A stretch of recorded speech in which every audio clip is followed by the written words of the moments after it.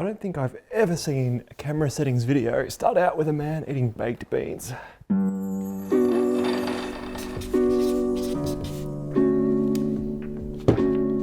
Do I talk first or do I eat my baked beans?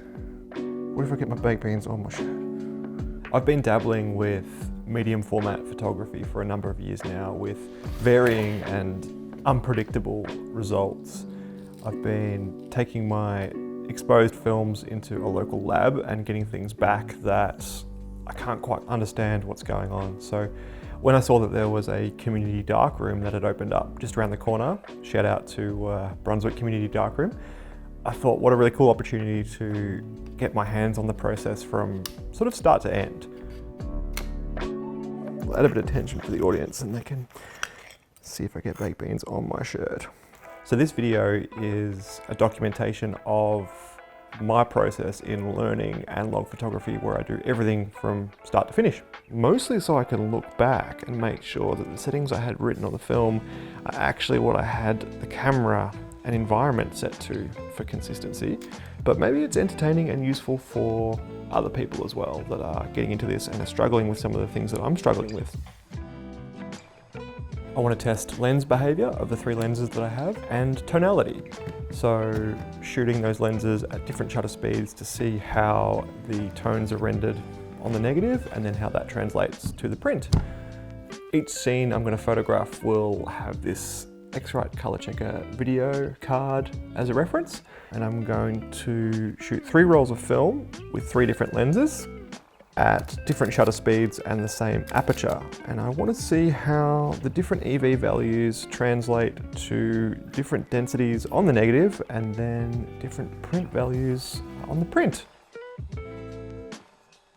Got our X-Rite color checker video chart here for tonality reference, black coat to record shadow detail, an avocado for dark shadow textures, a plant just to see how leaf foliage renders, and of course, very important, studio spoon for specular highlights.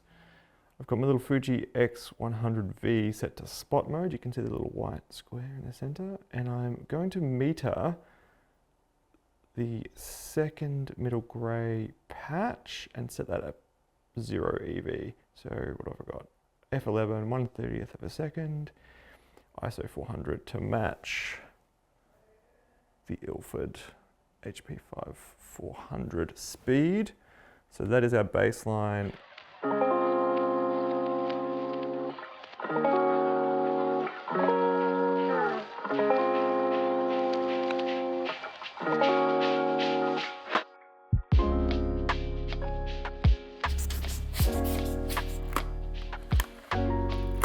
Ready for the shutter slap. I'm going to put the mic nice and close.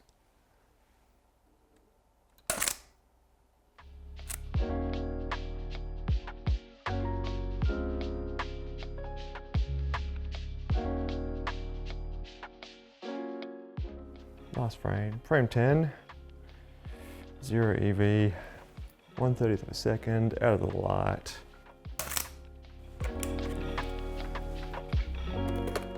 Pull back a bit. Whew. That's one way to spend 60 bucks on film, burn through 3 rolls. Here we are at the Brunswick darkroom. The most exciting part of the whole situation is this revolving darkroom door, which takes us into, it's quite tight in here, is the work area under safe light.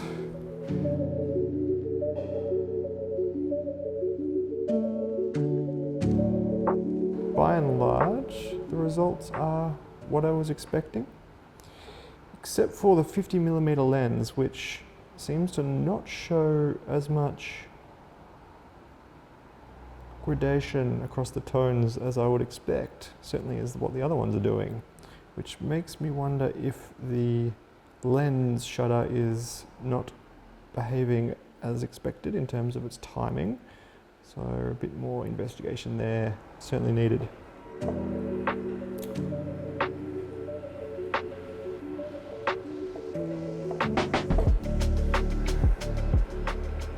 See what happens if we get an image. Whoop, here it comes. Here it is.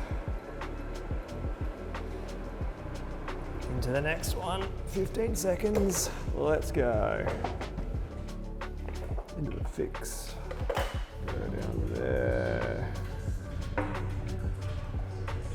See what we've got.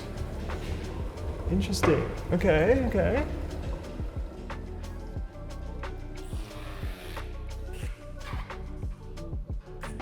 It's super cool to see all these tests laid out on the light table. Got my contact sheets. First impressions are, as the tram goes past, that everything is pretty much as I expected, except for the surprise being the 50mm. A whole bunch of these shutter speeds look exactly the same in terms of exposure, even though there should be 4 stops different. Looks like it's stuck or something, so I think I might get that checked out. It's 5:30 p.m. and I've been here for 8 hours, and it feels like I've been here for 5 minutes. What a cool place, what a cool thing to do.